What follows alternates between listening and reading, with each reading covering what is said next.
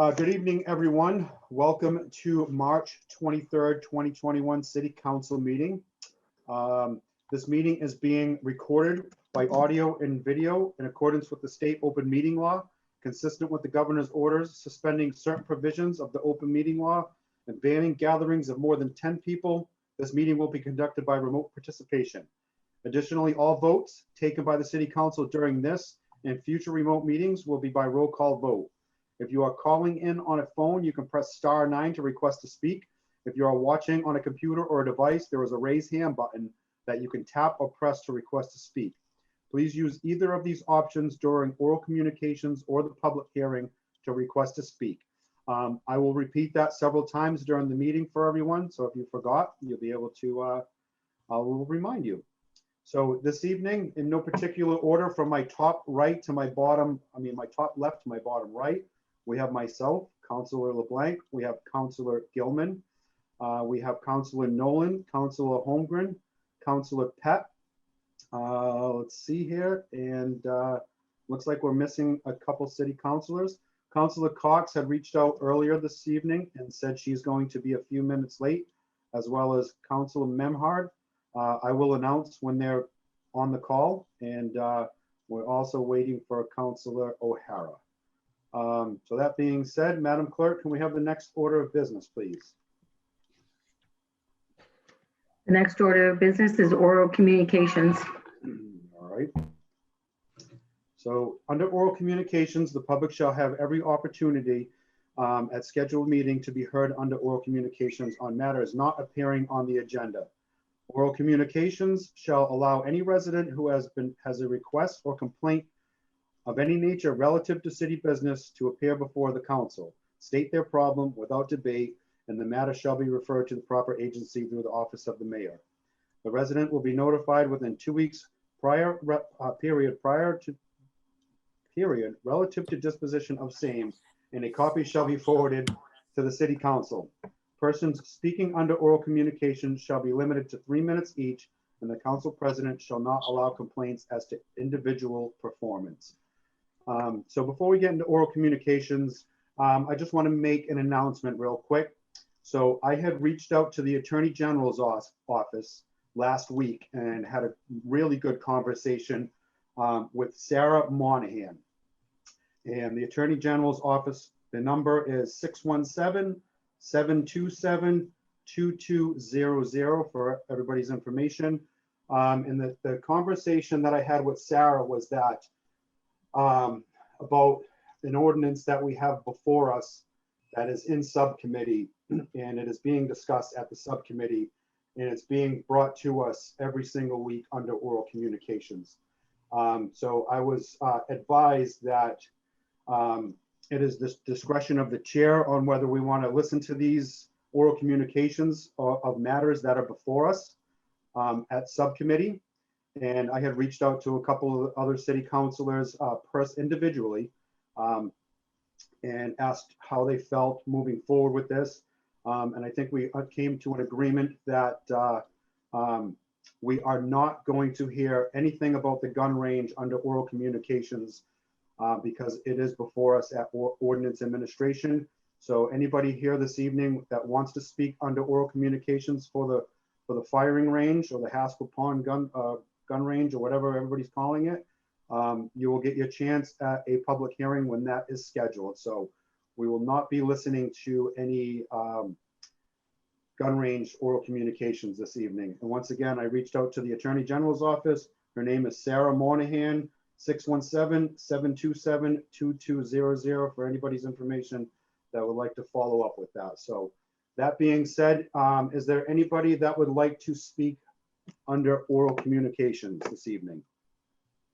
If you are calling in on a phone, you can press *9, and if you are on a device or a computer, there is a raise hand button. So let's see here.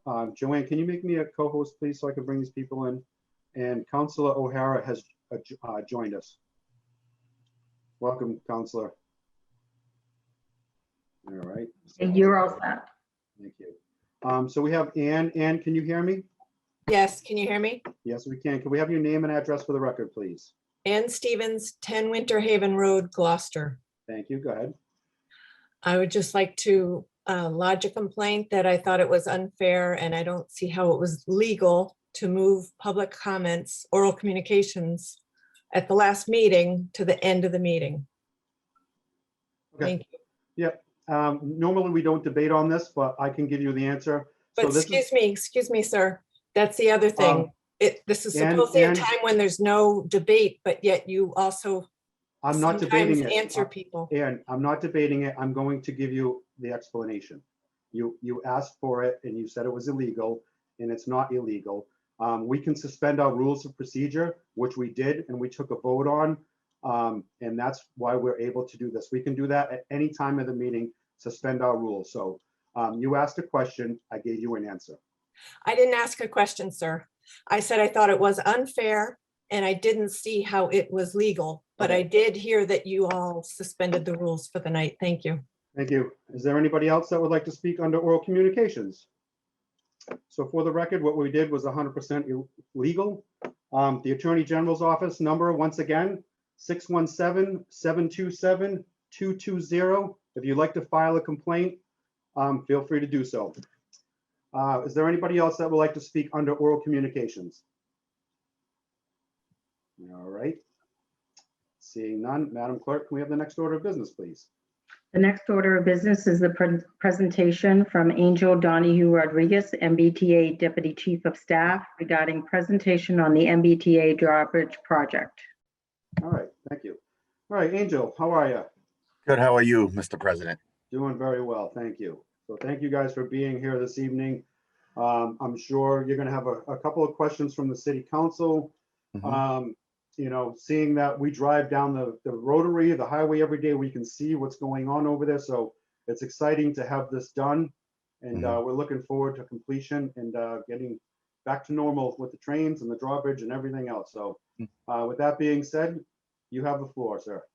Thank you, Mr. President. And to the public, I have with us today Brad Nickel, who's been an integral part of the project. And I'd just like to thank the staff over Regina Villa and the rest of our team at the MBTA. It's not just one individual. It really does take a team. I just want to say I'm very thankful for the work that they've done so far in the project to try and hear the concerns of the community and to be responsive as we can be. And we're very happy to be here today to provide the project overview. It will keep the presentation short so that we can move on to questions after. Mr. President, so as you can see here, just as a very quick summary of the previous drawbridge, as you can see here, and then a rendering of what the new bridge will eventually look like. As you can see, the diversion is, compared to other diversions that we've done, is relatively smaller, but we have made some adjustments based on some feedback that we've gotten from other members of the community, particularly the West Gloucester neighborhood in that area. Next slide, please. As we've said before, the diversion is still ongoing and it has been relatively successful, and we've made some changes, again, as I said earlier, around some suggestions from folks in the West Gloucester community. We are continuing the full diversion on weekdays and weekends through at least summer 2021 on at least one track. So right now, ridership is still really low at the MBTA, particularly in the commuter rail, and we expect that to continue on the commuter rail for at least the next several years. Right now, we're at about 12% of pre-pandemic levels of ridership on the commuter rail, and in particular this line. Real quick note on the diversion. Right now, because of the diversion, we expect that customers and riders should expect about additional 10 to 20 minutes overall to their trip times.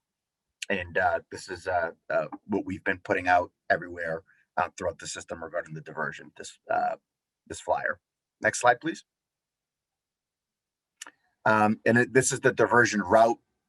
As I said, we've made some modifications where we're stopping trains at a different station in order to expand the diversion, so we can minimize some of the train noise that we've heard loud and clear issues from the delegation, from folks in the city and folks in the West Gloucester community. Next slide, please. Ridership levels. This gets a little bit more specific. But again, prior to COVID, we had about 92 ons at Rockport and 149 ons and 2 offs at the Gloucester station, and we loaded about 5,500 passengers at North Station. And then the outbound peak time, we had 4 ons and 172 offs, and then 101 offs at North Station, and again about 5,200 passengers at North Station. So right now in this peak time, that peak time that I mentioned, which used to be between approximately 3 and 7 o'clock at night, we're seeing about 4 to 5% of that normal ridership during that peak time. And our schedule, our new schedule, which is on our website, you can find it at mbta.com, reflects some of the changes that we've made to our schedule on that. So we've moved to more of a clock face service, where, for example, if a train gets there at 11:30 in the morning, the next train you can expect to get there at 12:30. So we're hoping that this is going to allow for more predictability around the schedule that we previously had seen. We have not done this type of schedule before, and so we're really excited about this, and I think it'll be a huge draw for a lot of our riders going forward. Next slide, please. And just some of our normal parking options. There's no parking issues that have been popped up, and our alternative stations are on the line. Our Beverly and Salem's provide really good options for folks, and there's plenty of parking on this line as well. Next slide, please.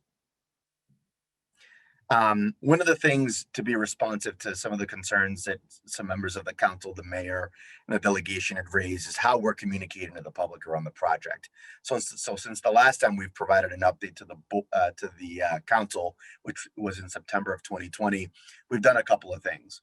So the first one is we have our website that you can check out for regular updates on the project, mbta.com/GloucesterDraw. And we've created in there, you can send us emails on the Gloucester Drawbridge at mbta.com, where we actively monitor it. And we've received approximately 20 project-related emails since December of 2020, and we've responded in a timely manner to all of those concerns. In addition to that, we've issued we're doing a monthly newsletter and advisory, which currently has about 117 subscribers. And we would encourage folks, if there are any questions that we can't answer tonight, to send those questions over to the Gloucester Draw at mbta.com. We've provided frac sheets, and again, we're going to be having a public meeting next week, March 30th at 6 p.m. online, and we've been advertising that. In addition to that, we've instituted a bi-weekly briefing with the delegation and the mayor's office, keeping them updated on any evolving issues or any concerns that have popped up from the neighborhood, so we can be responsive. And again, that kind of summarizes and I hope answers a lot of the concerns around communications and being responsive to the neighborhood that you guys had as members of the council, the delegation, and the mayor's office. Next slide, please. And then next, I'm going to turn it over to Brad to talk a little bit about some of the construction progress, and then we'll leave it. We'll end there, and we'll do some questions. Brad.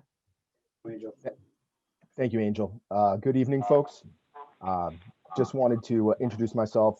My name is Brad Nickel. I'm the Deputy Chief of Bridges and Structures at MBTA for Capital Delivery. I oversee all of our design and construction of bridges from the capital perspective. Just want to say this is one of our most challenging and complex projects, but we've made a lot of progress. Since the last time we came out to talk to you, I want to say it was around fall of last year. Since the suspension of train service, there's been a lot of ability for unencumbered access for us to get out there and advance the construction. Current slide that you're seeing is just the kind of a graphic of one of the last things we did is we were working on the demolition of the existing timber trestle out there. You can see some of our infrastructure out there. A lot of heavy civil construction going on in the area and working away safely. Thank you. Next slide, please. One of the items that we've really been attacking this winter and into this spring was the installation of some of the new drilled shafts and foundation elements out on the site. This is in-water work. It's been very difficult. I want to thank, the city of Gloucester and the harbor master. It's been very cooperative. It's been very cooperative and collaborative with them in the U.S. Coast Guard to be able to get us out there and do some of this work and working with us with the, there is sensitivity to the marine community out there. So just wanted to thank them on this. We've seen a lot of production on a lot of these foundation elements. So basically what we're doing right now is we're trying to get out of the water. So this spring we can start really constructing the bridge proper. Next slide, please. This is just a update on the east side. The abutment has been completely demolished. These are some of our new approach slabs and abutment. You're looking out kind of, if you were looking kind of to the west, our new control house is being built out, and we have a lot of the construction staging out there where a lot of heavy equipment and cranes have been working from. This is one of the other elements that was completed, and what we're hoping this spring that, we'll be able to start building out our superstructure, approach spans, and our drawbridge span. Next slide. Just wanted to give kind of an update on where we are for, on a higher level. Project schedule return to service. We understand, this is something that our goal is to get train service back onto the drawbridge to complete the line. I know this has been an inconvenience. We're tracking right now, potentially late summer of 2021. That, just to be clear, just so everyone understands, there's two drawbridges that we're putting in. They're kind of shown side to side here. They're both single leaf, we call bascule bridges. So what our goal is to get one barrel or one leaf operational, and then safely test it, make sure everything is ready to go, and then move forward to try to get train service on that. Due to the complexities that we have out there, lots of risks, lots of things going on with this job, but we are tracking to hopefully have this up, have train service back late summer 2021. Second track in the completion of the project will follow on. So we'll have trains back on it. They'll flip over and start really constructing the north side in Barrel. And that will hopefully be completed in 2022, potentially summer, fall for substantial completion of that. So that would be the construction completion. Next slide. I believe at this point, that's the end of our presentation. Angel, I'll turn it back over to you. Thanks, Brad. And with that, that concludes our presentation. And we hope that this was informative, and we're happy to take any questions from members of the council. All right. Thank you, Angel. Thank you, Brad. Any councilor questions? Councilor Holmgren. I don't have any questions. I do want to say thank you to Angel and Brad for your flexibility and willingness to work with the neighborhood and with Senator Tarr. I know this has been very challenging, especially right now. So I really, really appreciate it. Your outreach to the mayor's office. I just can't thank you enough. Well, appreciate that, Councilor. Thank you. Thank you, Jen. Any other councilor questions? Councilor Nolan. Again, to echo Councilor Holmgren, it's been a complicated process with the neighbors throughout West Gloucester and the noise.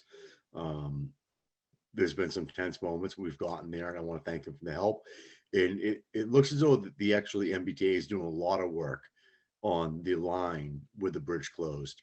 So kudos to you guys for preempting and rebuilding the line from Rockport to the bridge at that same time and taking advantage of the downtime to do upkeep. And thank you. Thank you, Councilor. Thank you, Sean. Any other councilor questions? All right, seeing none. So Angel, Brad, thanks again for being here tonight and your team. Mr. President? Oh, yes.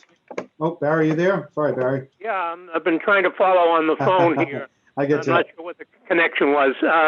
I wanted to thank them all for their work.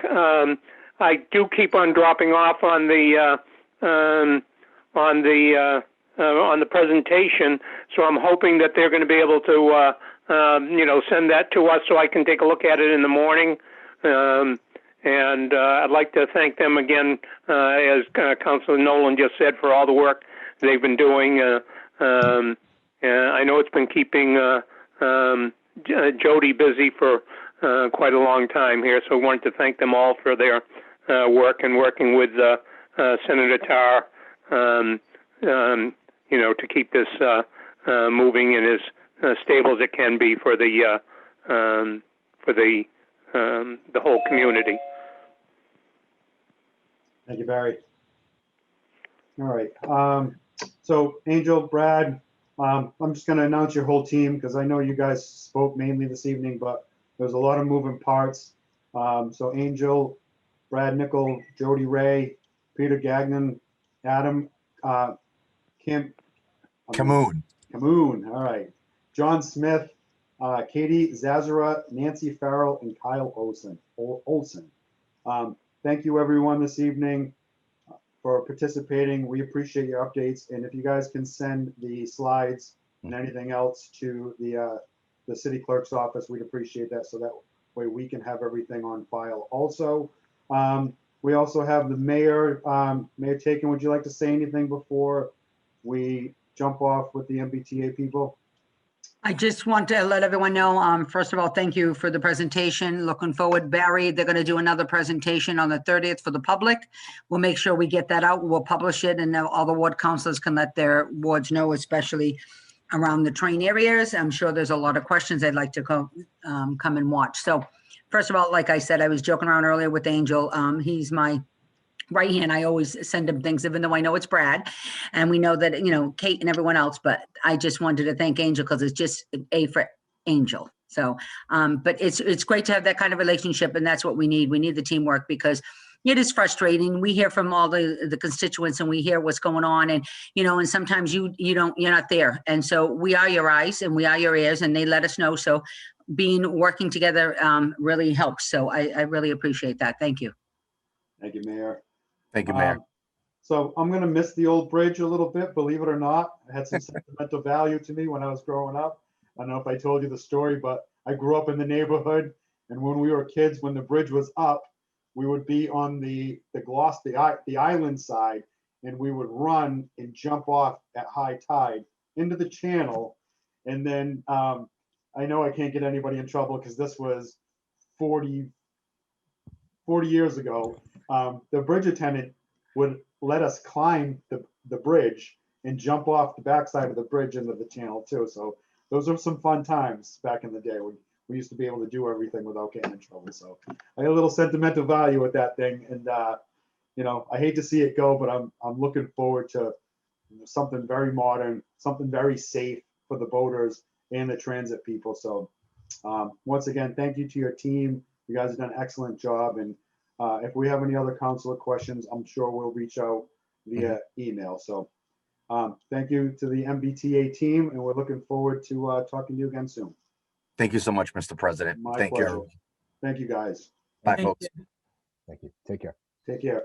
All right. And before we go for the next order of business, we have Councilor Cox with us and Councilor Memhard logging on. The only person we're missing is Councilor McCarthy. But also in attendance, we have our mayor, Mayor Taken. We have our CAO, Nicole Keyser. We have our CAO assistant, Christopher Sicarenza. We have our police chief, Ed Conley. We have our harbor master, TJ Shimataro. We have our community development director, Jill Cahill. We have our city auditor, Kenny Costa. And we have our CFO, John Dunn. All right, did I miss anybody? I don't think we did. All right, Madam Clerk, we have the next order of business, please. Next order of business is the consent agenda. Are there any councilors that would like to pull anything off the consent agenda? All right, Councilor Gilman. Anybody else? Seeing none, Councilor Gilman. Thank you, Counselor. I would like to pull off RZ 2021-002, amend GZO Section 5.24 accessory in-law dwelling units and associated definition in Section 6 definitions in accordance with GZO Section 1.11.2A. Okay. Would you like to explain? So given that notice of all abutters in the city is impracticable, I move to waive the notice to abutters under GZO Section 1.11.4B, that the council is asked to amend the zoning ordinance accordingly to set the public hearing for that matter as May 11th, 2021, and to refer this matter to the Planning and Development Standing Committee and the Planning Board. And I so move. Second. All right, motion's been moved by Councilor Gilman, seconded by Councilor Holmgren. Any other discussion, Councilor? So basically, the waiving of the notice to abutters is just financially, and it's not feasible. There's so many people. Okay. All right, motion's been made and seconded. I will call for the roll. Councilor O'Hara, Yes. Councilor Pett, yes, Councilor Cox, Yes. Councilor Gilman, Yes. Councilor Holmgren, Yes. Councilor LeBlanc, yes. Councilor Memhard, Yes. and Councilor Nolan. Yes. Motion passes on a roll call vote of 8 in favor, 1 absent. All right, so back to the consent agenda as amended. I will entertain a motion to accept the consent agenda as amended. So moved. Second. It's been moved by Councilor Cox, seconded by Councilor Gilman. All right, I'll call for the roll. Councilor O'Hara, Yes.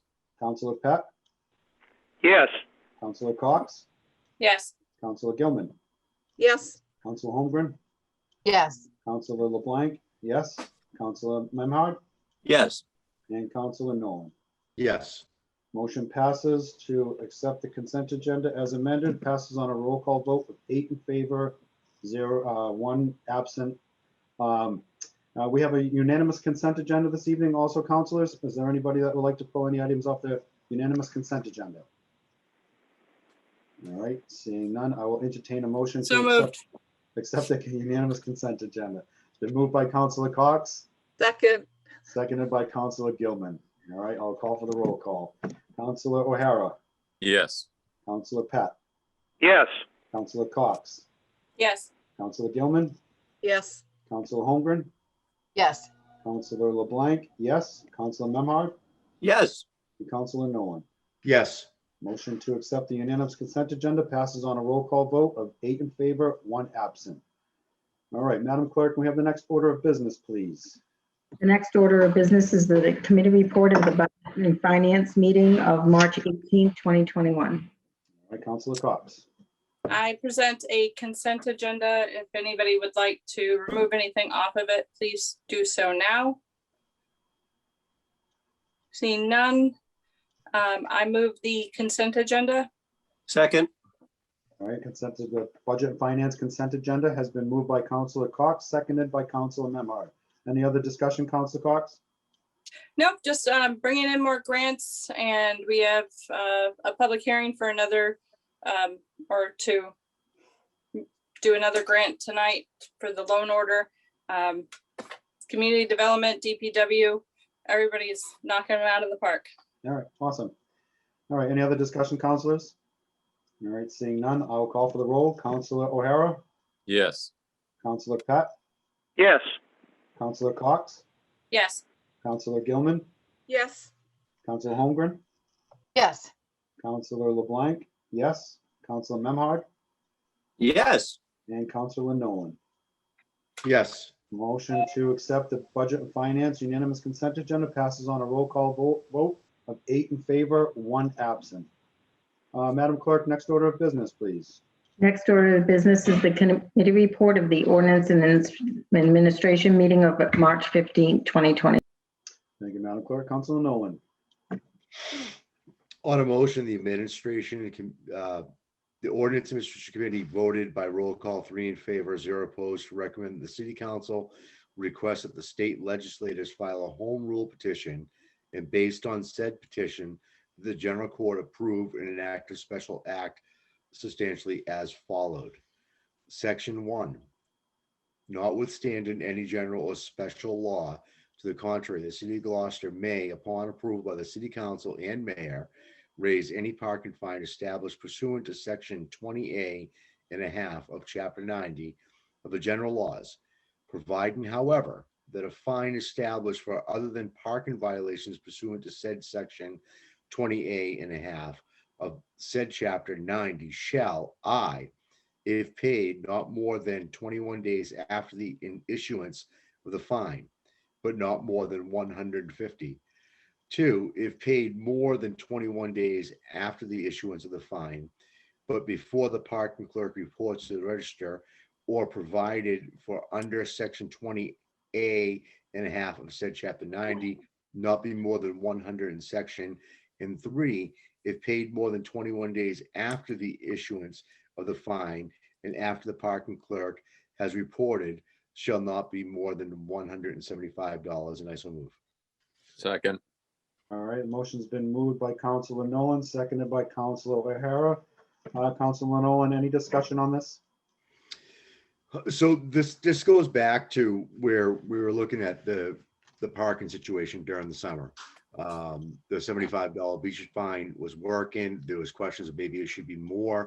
And basically, to hit the nail on the head, we're just asking the state ahead of time to leave it up to the council and to the city to be able to move fines as much as 150 if they feel they need to be. So it's not saying that a fine is going to be 150. It's just giving us a leeway to look into the future, to saying instead of looking into this and asking every time something has to go above the 75, that we have the leeway as a council and the city to make the fine for what we find worth pending the penalty. Okay. Thank you, Councilor. So I agree with this evening. I think it's a proactive approach to the state legislators rather than petitioning every time we want to increase a fine that we reach out to them. So this will raise it up enough that we'll have the ability to increase fines without having to, poke at them every couple of years. Because it seems since I've been on the council, I think we may have petitioned the state legislators maybe 3, maybe 4 times to increase these fines. So I am going to support this evening. All right, any other councilor discussion? Councilor Gilman. Thank you, Councilor. Yes, I too am going to support this. I always think it's good practice, which we did recently, to look at best practices in the market or in our businesses and our other municipalities. And I think that as long as we always look at those numbers and we have this leeway of the home rule petition, if this is accepted, then I think it puts us in a good position to make sure that, we're not being excessive, we're being consistent with what other oceanfront communities are doing for things like parking illegally in the beach zone. And we made that good decision 2 years ago when we filed for a home rule petition on that. We got it up to 75, and that certainly has been helpful. But there might need to be more movement on that in the future, and we have that opportunity by doing this. So I appreciate Councilor Nolan taking this forward and considering it. So thank you. Thank you, Councilor. Anybody else? All right, seeing none, I will call for the roll call. Councilor O'Hara. Yes. Councilor Pat. Yes. Councilor Cox. Yes. Councilor Gilman. Yes. Councilor Holmgren. Yes. Councilor LeBlanc, yes. Councilor Memhard. Yes, thank you for this good preemptive work. And Councilor Nolan. Yes. All right, motion passes on a roll call vote of 8 in favor, 1 absent. So before we move on to our next thing, I just want to give kudos to Councilor Nolan, Councilor Gilman, Councilor McCarthy, and our chief, Ed Conley, for going above and beyond this. I know they put in a lot of extra time to take a look at the fines and the fees, and in our city clerk Joanne and her office of going back and looking at the certificate of votes of when we did these things. It was a lot of extra work, and I just wanted to give kudos what kudos is due. So you guys did an excellent job. Thank you guys for stepping up for this. All right, Madam Clerk, can we have the next order of business, please? The next order of business is the committee report of the planning and development meeting of March 17th, 2021. Thank you. Councilor Gilman. I have two motions on matters that are considered essential in our role on P&D for special events. On a motion by Council Holgram, seconded by Council Pett, the Planning and Development Committee voted by roll call, 3 in favor, 0 opposed, to recommend that the City Council permit the Cape Ann Farmers Market to be held on Thursdays from June 3rd, 2021 through October 14th, 2021 during the hours of 3 p.m. to 6:30 p.m. with the following conditions. Council, should we waive this or should I read it? It's going to take us as long to do a roll call to waive it. Should I just read Yeah, it? may as well, just to put it on the record, we may as well Okay. read it. Okay, thank you. Number 1, Harbor Loop to be closed to two-way traffic beginning at the Coast Guard Station driveway, continuing past the Maritime Heritage Center to end across from the Captain Carlos parking lot. The market will be set up on one side of the road as to have one-way traffic. 2, a certificate of insurance naming the City of Gloucester as certificate holder is to be on file with the city clerk's office no later than May 24th, 2021, or in lieu of a certificate of insurance, a letter from the city's chief administrative officer stating that the city is responsible for the insurance.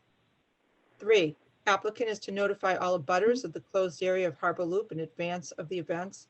4, applicant is responsible for providing adequate trash in a recyclable receptacles for vendors. 5, due to the current situation, all vendors, except those excluded by state law, are to obtain city vending permits from the office of the city clerk 10 days prior to the start of the event. 6, that the Cape Ann Farmers Market must have 2 or more farmers primarily selling products grown, produced, or raised by farmers present in order to constitute a farmers market in keeping with the Mass Department of Agricultural Resources policy for mass farmers markets and with the definition of the Code of Ordinances, Chapter 11. 7, Harbor Loop will be one-way traffic only from 12:30 p.m. to 8 p.m. for setup and breakdown. 8, approval is based on the status of the current situation and is subject to change based on any stay-at-home orders, public park or beach closures, etc., as made by the state or the city, and I so move. Second. Motion's been made by Councilor Gilman, seconded by Councilor Holmgren. Is there any other discussion? All right, seeing none. I pray to the powers that be that we were able to go to the farmer's market this year. Come on. So hopefully enough of us get our shots and we'll be able to mingle outside within social distancing. So I'm going to support this evening. Councilor Cox. Joanne, can you let the council know how it is this year with getting the vendor IDs and stuff like that? I know in the past your office has had numerous problems with that.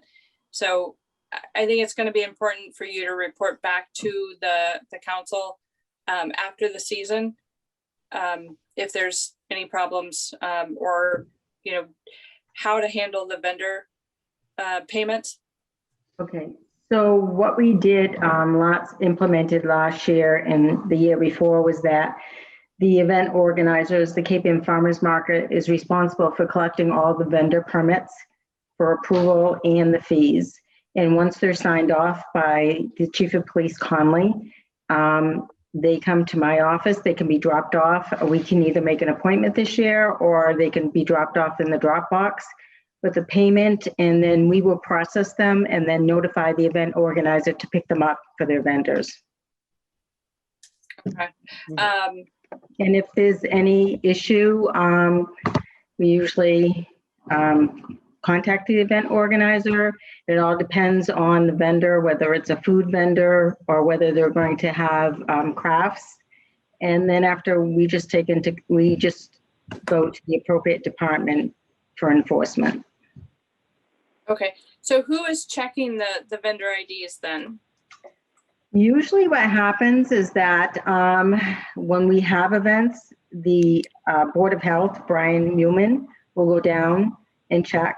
The building inspector's office will go down and check for the setup, and also will check for IDs.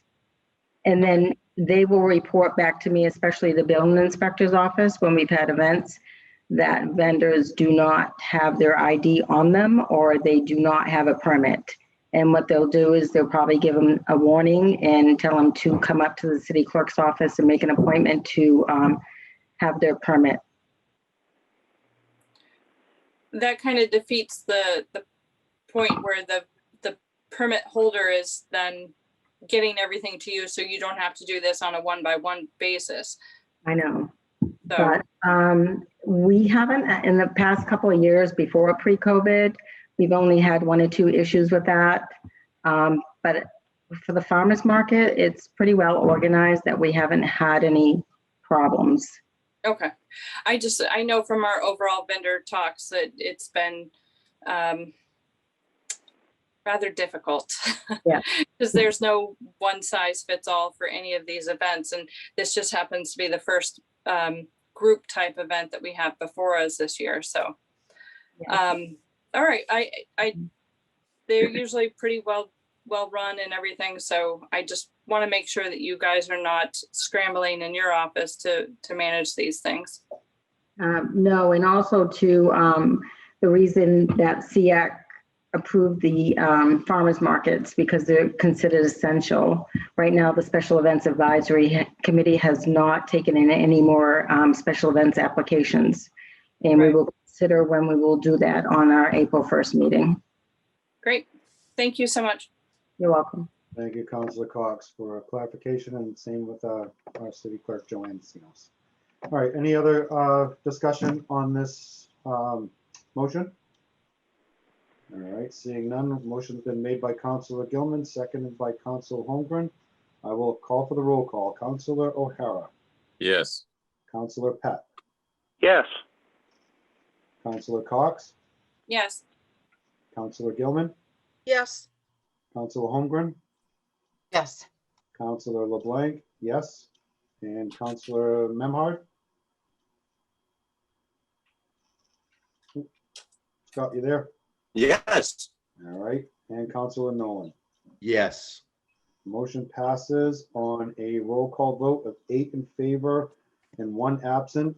Val, before we head to the next motion, I just want to announce that Councilor Pat is having internet problems. So he is on the line with his computer observing the meeting, but he is on the phone for the communication part because at the beginning of our meeting, we have a little startup to, and Barry, Councilor Pat, you couldn't understand a word that was coming from his laptop. So if you see Councilor Pat on his phone while he's on his computer, that is the reason why. So I just wanted to clarify that for the audience and the people watching.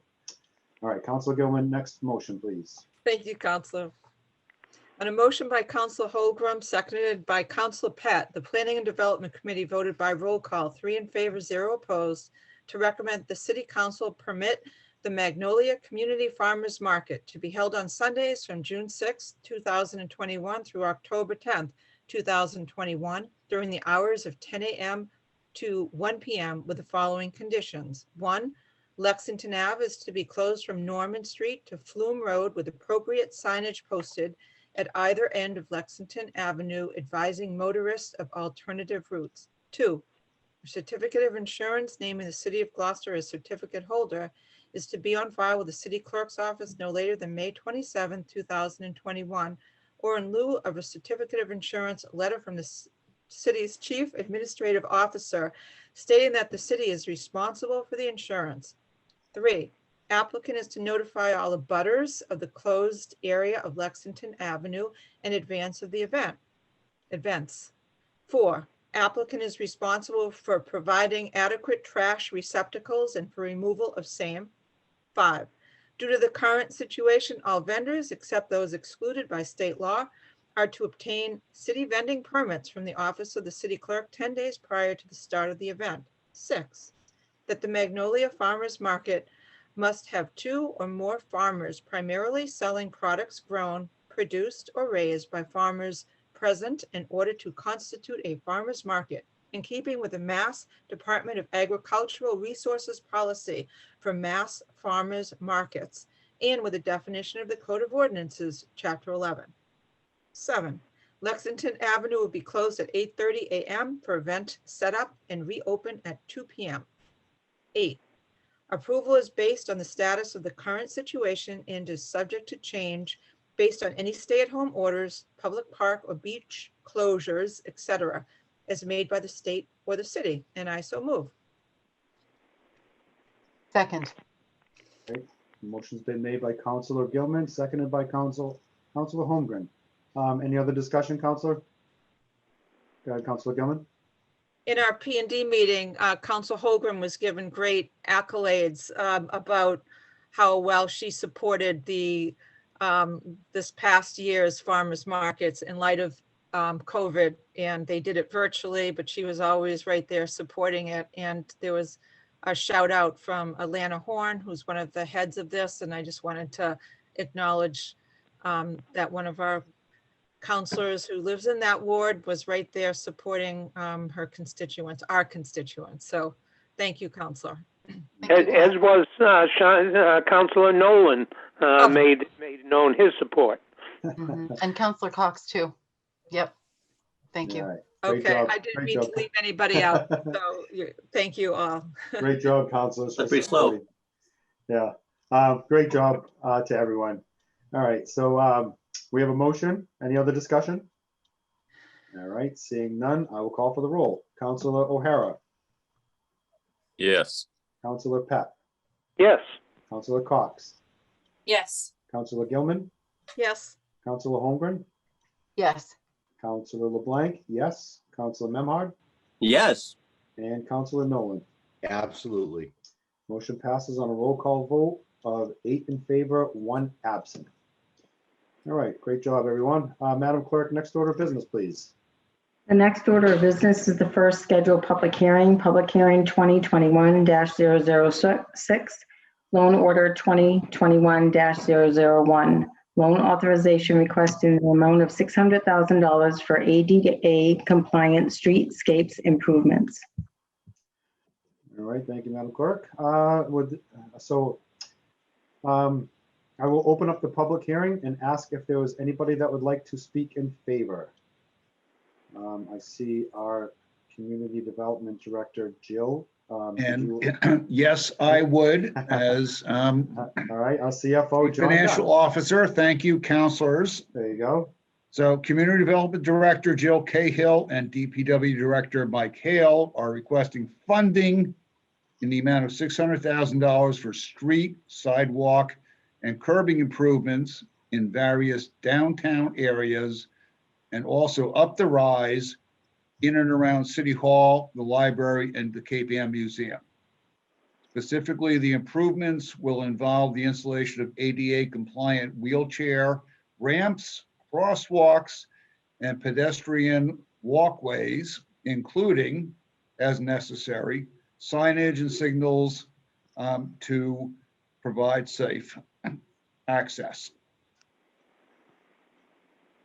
We expect funding from a shared communities grant, from a shared streets grant in the amount of approximately $275,000 to support the total expenditure. We essentially are leveraging the grant on a 50-50 basis to cover a much wider area of the downtown for both residents and visitors. I thank you for listening to my stuff and would like to introduce Ms. Cahill if you want to make further comments. Always a pleasure, John. Thank you. Jill. Thank you, Mr. President, through you to the counselors, and thank you, John. John pretty much summed it up, but I'll just add a little flavor to the story about it. So this is the Shared Streets Grant, one of the many economic development tools that the state rolled out this winter, and we're thrilled to be a recipient of. We were able to, in this case, this is a DOT grant, so it was really focused on infrastructure from the DOT perspective. And from the economic development perspective, it needs to promote connectivity and mobility and safe access in the downtown area. So we connected with Mike. He had recently done an ADA accessibility study of the downtown area. So we had the plan in place, and you know that one of the priorities of the mayor set up for me in my position early on was take a plan and put it into action, find a way to implement it. So thrilled to see that he had this plan in place. We connected it with this funding, and what we'll be doing is we selected kind of the in worst shape ADA ramps on Main Street in different locations, all the way up to as far as Washington Street. And I think there's 8 total and in that area. And then we really wanted to focus on connecting the parking on Rogers Street to Main Street. I think we've all had many discussions about connecting those 2 areas, the harbor all the way up to Main Street. So we're focusing on Parsons Street. Many of you know it as the alleyway with the fishnet. We're going to resurface that. It's in pretty rough shape. So we're going to resurface that and highlight it. We're not in design phase yet, but either with texture or color so that it becomes much more noticeable for folks to and feel more confident and safe walking down that. We will be looking into lighting, but it didn't fit into this grant. And then at the bottom on Rogers Street, we're going to update that crosswalk so at the end of Parsons, it leads right to the I-4C2, which is a temporary parking lot, and the top of the Harbor Walk. So that crosswalk will be updated, and we'll have 2 what they call rectangular rapid flashing beacons. I think you probably see it. Normally you see one of them up at by Gorton's. And I think also over on Cherry Street by the Cherry and Poplar. So we had a public engagement session on this grant back in February, had some really positive feedback. Was really happy with the turnout. Councilor Cox was there and received a lot of positive feedback. And at that time, a lot of the questions were, will you do more? Can the city do more of these ramps? Obviously, we all know when you walk through downtown, there's endless work to do. So we went back to Mike and John said, I'm happy to leverage money. And so Mike pointed out some of the improvements connecting the city hall area to the library and on the other side to the museum. So we're really, and if the goal being the connecting all the way from the harbor, you can come straight up Parsons, enjoy Rogers Street, enjoy the harbor, enjoy Main Street, come straight up, you're at the museum, you're really in our civic district with the library and city hall. So it's one of the many tools we're going to use. I think you all heard from Sal DiStefano today about our local rapid recovery planning grant also. So this will complement that, which kicks off this Thursday morning at 9. So we're thrilled. We're excited about this project. It is on a very tight timeline. The work related to the grant, so the Main Street pieces, has to be completed by May 31st. Awesome. Thank you, Jill. All right. Is there anybody else that would like to speak in favor? All right. So I'm just going to announce one more time. If you are calling in on a telephone, you can press *9 to request to speak. If you are watching on a device or a computer or laptop, whatever you guys watch it on, there is a raise hand button to ask to speak. This is a public hearing, so we will be public participation. Is there anybody that would like to speak in favor? All right, seeing none. Is there anybody that would like to speak in opposition? Press *9 if you're calling in, and raise hand button if you're watching on a device. All right, in favor, in opposition, seeing none. Madam Clerk, are there any communications? There are none.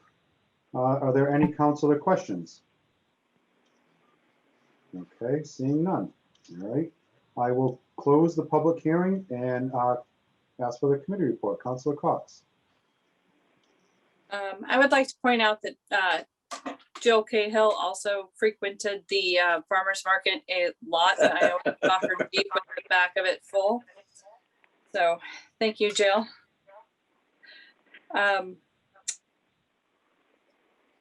So let's see. Budget and Finance voted unanimously to recommend the City Council approve the following loan authorization as follows. Ordered that the City of Gloucester appropriate $600,000 to pay costs associated with various street improvements projects, including but not limited to improvements to streets, curbing, sidewalk, pedestrian walkways, and signage and signaling, whether for ADA compliance or any other requirement including costs incidental or related thereto. And I so move. Second. All right, motion's been made by Councilor Cox, seconded by Councilor Memhard. Any discussion? Councilor Holmgren? Sorry. I appreciate all the work that's been done to make these necessary updates. All right, anybody else? Okay. So I'm going to support this evening. I think the Parsons Street one is really good. For those of you that don't know where Parsons Street is it's in between the old CVS building and the old Larson Shoe building, right smack dab in the middle, and it kind of brings people up into the downtown area. It's not a street, so to speak. It's not a throughway, but it is blocked off at the Main Street sign, so it is very pedestrian friendly. So I think that's a really good idea to bring people in through the downtown area. So I will be supporting this evening. All right, anybody else? All right, seeing none, I will call for the roll call. Councilor O'Hara, Yes. Councilor Pat, Yes. Councilor Cox, Yes. Councilor Gilman, Yes. Councilor Holmgren, Yes. Councilor LeBlanc, yes, Councilor Memhard, Yes. and Councilor Nolan. Yes. All right, motion passes on a roll call vote of 8 in favor, 1 absent. Counselor, Councilor Cox. I'd like to ask for a reconsideration vote, please. All right. You want to move? Second. All right. Moved. It's been moved by Councilor Cox, seconded by Councilor Memhard. All right, so we understand the reconsideration. If you want to change your vote, you vote yes. If you want to keep your vote, you vote no, just to clarify. All right, so motion to reconsider, Councilor O'Hara, No. Councilor Pat, No. Councilor Cox, No. Councilor Gilman, No. Councilor Holmgren, No. Councilor LeBlanc, no, Councilor Memhard, No. and Councilor Nolan. No. Motion to reconsider fails on a roll call vote of 0 in favor, 8 opposed, 1 absent. All right, good job, councilors. Madam Clerk, can we have the next order of business, please?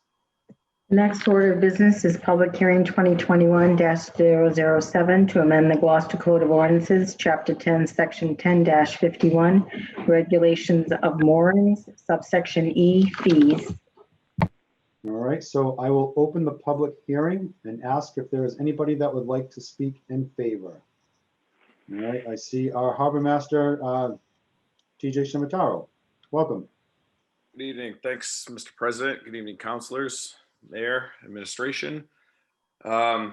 We came before you a few years ago when I came on board and looked at a bunch of fees and structures that the Chapter 10 waterways had pertaining to moorings, float permits, launch usage, so on and so forth. It's kind of been an ever evolving situation, and we're almost to the finish line here. As most of you are aware that are on this call, thanks to the administration and the community development and the building committee team, we just finished a harbor master in visiting boating center down on Harbor Loop. Please come and visit when you can. It's a really nice facility, and hopefully we can have an official opening at some point once COVID allows. With that being said, we're always, myself and the Waterways Board are always looking at revenues and expenditures and where we can improve services. So that's the theme, is improving services. So we took a look at the transient mooring fees, and I took a look around the Commonwealth to comparable ports such as Plymouth and Situate and Salem and Newburyport. Those are very comparable areas as far as transient boating and traffic. Took a look at the services that they were offering in those areas as far as launch or showers or what their amenities were, and compared them to our rates. So we decided that a $10 increase a night for the extended services of now having a shower facility and a Wi-Fi lounge for visiting transient boaters encompassed with the launch service that is complimentary if you stay on one of our moorings. We felt that we're still way below the average in the Commonwealth. I wouldn't say way below, but we are definitely below. There's no other port that offers both all the amenities that we were offering for our price point, which we felt was important to keep a lower price point, but we also, have to pay the bills. So it's a small increase. It's $10 per night. And I think if anyone's been down there and seen the program that we're running in the summertime, as far as transient boating and also local mariners using our facilities and residents, it's a really nice compliment to the city and to the waterfront. So if any, that's pretty much what I got. Okay. Thank you, TJ. Is anybody else that would like to speak in favor? If you are calling in on a phone, you can press *9. If you are watching on a device, laptop, computer, iPad, whatever you're watching it on, there is a raise hand button to speak. This is a public hearing, and there is public participation during this part. Anybody in favor? Anybody in opposition? All right. Seeing none, Madam Clerk, are there any communications? There are none. Do we have any councilor questions? All right. I don't have so much of a question, but what TJ said earlier about being comparable to Situate and all these other seaside towns, I don't think there's anybody that is near us. We are above and beyond with your leadership getting in here. So great job. I appreciate it. Thank you. Big All team right. effort from everybody. So Exactly. we're looking forward to a busy summer. I think that people are going to be very surprised how quick it's upon us here. I was out on the river the other day pushing a dock around, taking advantage of a tide, and there was already people launching their boats at the boat ramp. So everybody get ready. Everybody's itching to get outside. Yeah, get ready. Yeah. All right. Any other councilor questions? All right, seeing none, I will close the public hearing and ask for the committee report. Councilor Cox. Budget and Finance voted unanimously to recommend the City Council amend GCO Chapter 10, Section 10-51, Regulation of Mooring, subsection E as follows. Fees. The fee for each type of mooring shall be established by the City Council. Fees for personal moorings shall be charged by the length of the vessel at the rate of $8 per foot for city residents and taxpayers, and at the rate of $10 per foot for non-residents. The fee for transient moorings shall be $200 each. A daily fee of $50 shall be charged every vessel that utilizes a municipal mooring used for transient boats operated by the harbor master. The daily rental fee for transient boats shall include the services of the Gloucester launch during regular service hours. Fees for 10A float permits shall be in the amount of $1 per square foot, up to a maximum of $400. Fees for the use of the Gloucester launch shall be $5 per person per one-way trip, with children 12 years of age or younger free. A seasonal pass for permitted mooring holders within the boundaries of the Gloucester Harbor launch with a limit of 4 people will be $100, and I so move. Second. All right, motion's been made by Councilor Cox, seconded by Councilor Memhard. Any other discussion, councilors? Councilor Cox? I think for what we have invested in the building, this is a very minimal increase. The fact that we got so much money in grants to upgrade our facility is a testament to those who wrote the grant application. So thank you for that.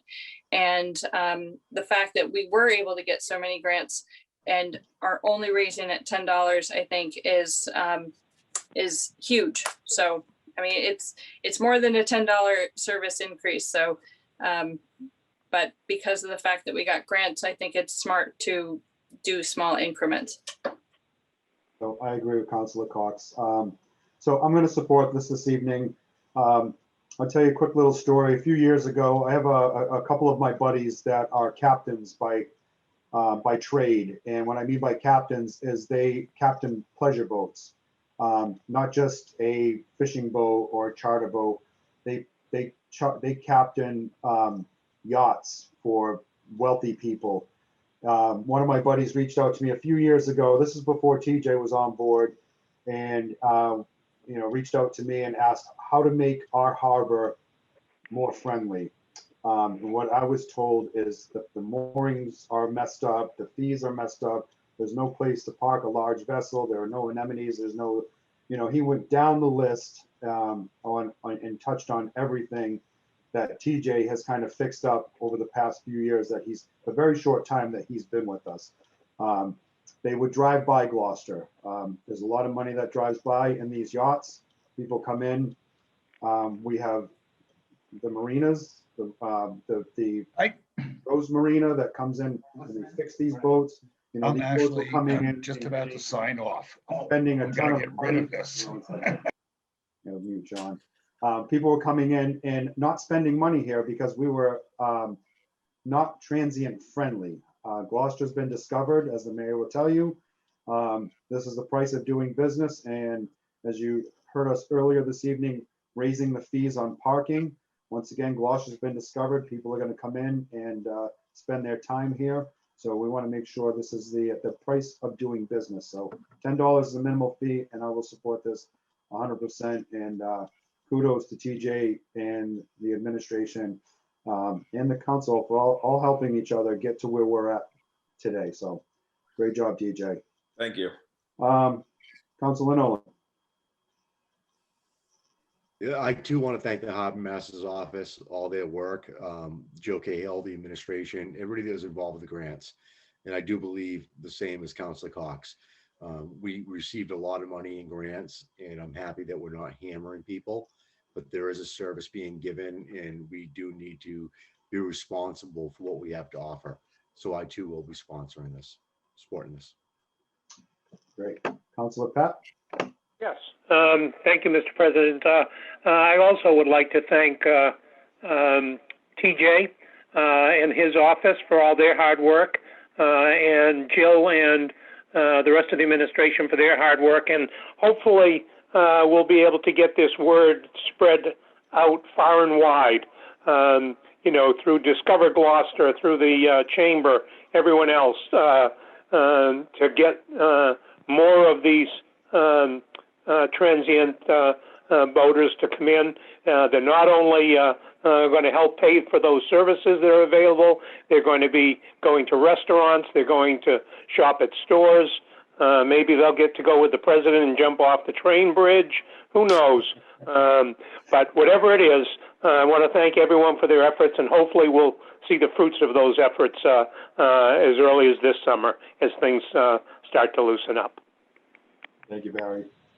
Anybody else?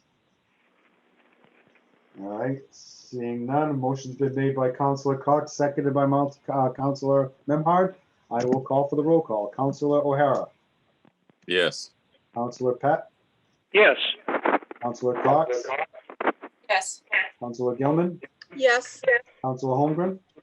Yes. Councilor LeBlanc. Yes. Councilor Memhard. Yes. And Councilor Nolan. Yes. All right, motion passes on a roll call vote of 8 in favor, 1 absent. All right, great job to the Budget and Finance, and great job to the Harbor Master's Office. Thank you, guys. Have a great night. You too. All right, Okay. Madam Clerk, can we have the next order of business, please? Next order of business is public hearing 2021-008 to amend the Gloucester Code of Ordinances, Chapter 2, Article 5, Division 8, Human Rights Commission, Section 2-497, establish terms and composition. All right. So I will open the public hearing and ask if there is anybody that would like to speak in favor. Okay. All right, we have Hannah, can you hear me? Hannah? Yes, I There we can. go. Perfect. Can we have your name and address for the record, please? Sure, it's Hannah Kimberly. It's 15 South Kilby Street. Thank you. Go ahead.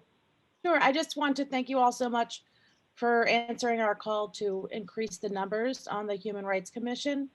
So we're seeking new applicants to increase diversity on the commission, which obviously is important as our city consists of various cultural, racial, and ethnic groups. We can learn from one another, but I think first we have to have a level of understanding about one another. And diversity is going to make us all more open-minded. Goodness, in our schools, at work, and certainly in our community here in Gloucester.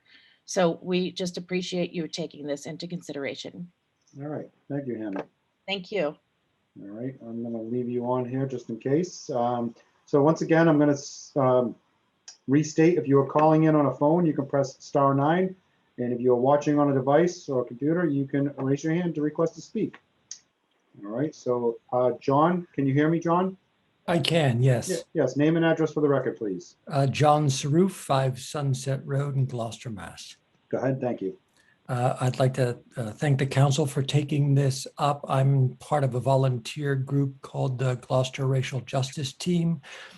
We've had members attending all of the Human Rights Commission. We love what the Human Rights Commission is doing and the fact that the mayor and the council have decided to make this a priority in our city. We're grateful to you and to the administration for doing that. We saw this as an opportunity to include more of the voices of some of the community members that Hannah was just talking about, a greater sense of diversity so that the commission has some of the perspectives within the commission of some of the people that most need the commission's work. So we're grateful to all of you for thinking about that and bringing this forward. Thank you. Thank you, John. All right, if you would like to speak in favor, please raise your hand. All right, if you'd like to speak in opposition, you can press *9, or there is a raise hand button to be recognized to speak. Anybody in opposition? Once again, anybody in favor or anybody in opposition? Seeing none, Madam Clerk, do we have any communications? There are none. All right, do we have any councilor questions? Okay, seeing none, I will close the public hearing and call for the committee report. Councilor Nolan.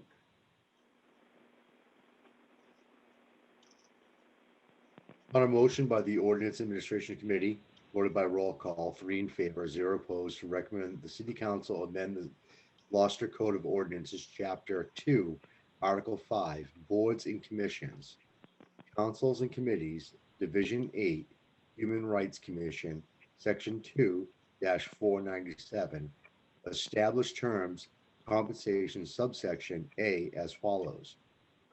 There shall be in the city a commission known as the Gloucester Human Rights Commission, hereinafter called the commission, which shall consist of 9 members appointed by the mayor and approved by the City Council. To serve without compensation, the commission may have in addition 1 alternate member appointed by the mayor and approved by the City Council, and 1 ex officio member selected by the majority vote of the commissioners. And I so move. Second. All right, motion's been made by Councilor Nolan, seconded by Councilor Gilman. Any discussion? Councilor Holmgren. Hannah and John put it very eloquently as to the reason why I put this order forward. I want to thank City Attorney Chip Payson for helping me draft it. And I want to thank you all in advance for hopefully supporting this. I feel it is necessary and a very easy way to be more inclusive and considerate of different populations within our city. Thank you, John. Councilor Nolan.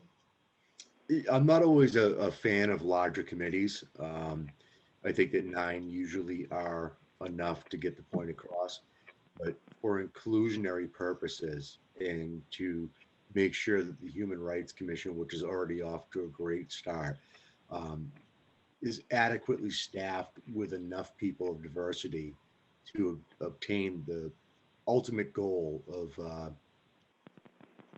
people being people and everybody being included. So this is a no-brainer, and I will be supporting this tonight. Thank you, Sean. Councilor, anybody else? All right, seeing none, I will call for the roll call vote. Councilor O'Hara. Yes. Councilor Pett. Yes. Counselor Cox, Yes. Counselor Gilman, Yes. Counselor Holmgren, Yes. Counselor LeBlanc, yes, Counselor Memhard, Yes, and thank you, Jen. and Counselor Nolan. Yes, thank you, Jen. All right, motion passes on a roll call vote of 8 in favor, 1 absent. All right, great Thank you job. all. Great job, Thank you. everyone. Madam Clerk, we have the next order of business, please. Next order of business is council's request to the mayor. All right, so in no particular order, I'll start off with Counselor, I'll just go through the roll call. Counselor O'Hara. Thank you. I'm all set. All right, Counselor Pat, All set, thank you. Counselor Cox. All set. Thank you. All right, I'm gonna jump over to Val, Counselor Holmgren.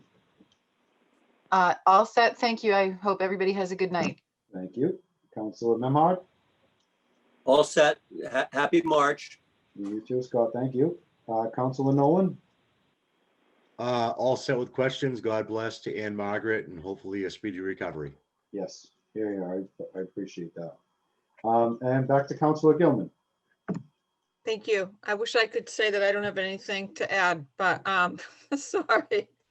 I just have two brief things. First of all, I just want to piggyback on a conversation that Councilor LeBlanc and I had earlier today. It would be great if we could see what the numbers are to do quarterly muni code updates as we look at this year's budget. It's just something we've been talking about for a while. And I think that the more we can make sure that when we make changes and votes, we can do it expeditiously and not have to wait until an annual basis, means that our data that is on the website that our taxpayers are looking at is updated. So I just want to throw that out as something to look at as a possibility. And the second thing I wanted to just mention is any counselors or members of the public that wish to join our quarry forum, Lanesville Quarries and Trails Forum on Thursday from 4:30 to 6 are welcome to join us. It's listed on the calendar section of the city website. And I just wanted a shout out to the mayor and Nicole Keyser and Chris Sucaranza, who have helped me organize this. And I really appreciate it, as do the residents of Gloucester and Lanesville, both. So thank you so much. Shout outs. Thank you, Val. Maybe you want to put that link up on your social media page too, for your Ward 4 page. Maybe we can share it. Might be easier to, everybody's on social media nowadays, rather than going to the city website, trying to find the link. Maybe you share it that way. We can get it out there a little bit better. Great. I did Okay. put it up, but I'll do it again. So Okay, perfect. That's awesome. Thank you very much. Thank you. And so I am going to schedule a governance meeting over the next couple of weeks so we can all get together and try to hammer a few things out. And we will discuss the quarterly, getting the muni code back up there. We'll get one of the administration in there to maybe speak on that too, what we need to do. So I don't have any requests to the mayor. If there's, Councilor Pat.